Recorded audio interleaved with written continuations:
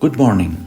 Today we are celebrating the feast of the Holy Trinity, one God and three persons, Father, Son, and the Holy Spirit. To understand the Trinity, to grasp it in our mind, is absolutely impossible.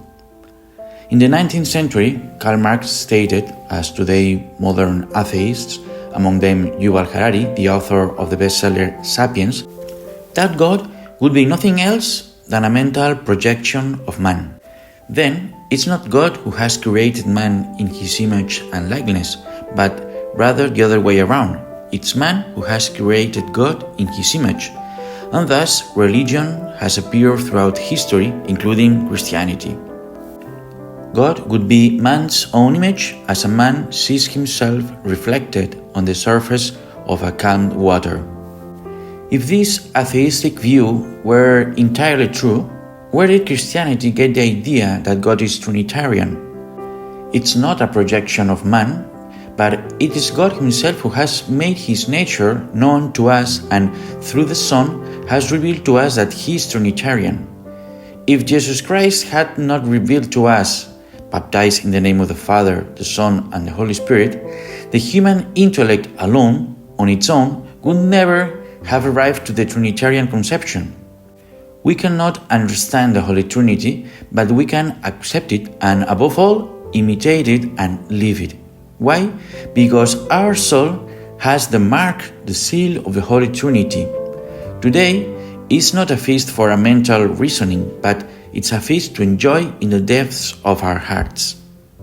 In the 4th century before Christ, Aristotle came to the conclusion that there must be an immobile prime mover, something that is the beginning and the cause of all that exists.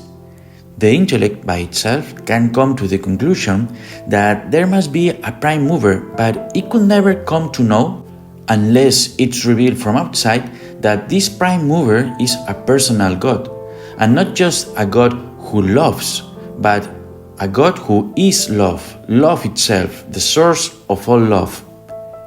Before there was anything in the universe, before the universe existed, there was love. Love has always existed and will exist forever. And it's love that has given being to everything that exists. It's not chance, luck, a blind coincidence in evolution, but a decision of a being that is love. It's love in a relationship of three people. God is love and relationship. We find this DNA of God, of love and relationship, in everything. As Benedict XVI said, we can see it in a certain way by observing both the macro-universe, our Earth, the planets, the stars, the galaxies, and the micro-universe, the cells, the atoms, the elementary particles. In everything that exists is engraved, in a certain sense, the name of the Holy Trinity, because all being, everything that exists, down to its last particles, is being in relationship. Everything is linked with everything. Now, how can we experience the Holy Trinity within ourselves? We experience it in the moment we love. Love has a specific mark, giving without expecting anything in return. Jesus used the image of God who makes the sun rise on the good and the bad.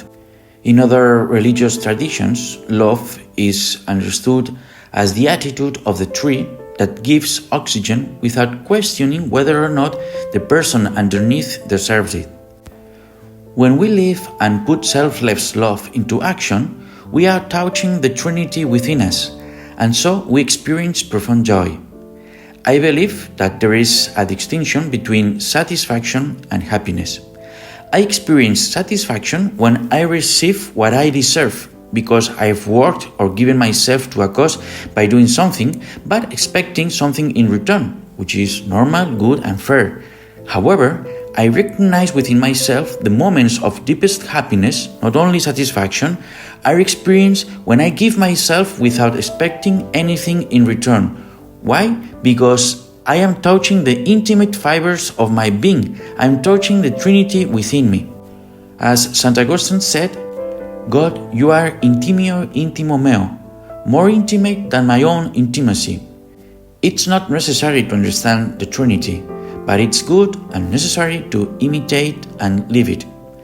The Christian faith is not just an intellectual information to fill the mind, but a life in the capital letters that fills us with hope. And God bless you.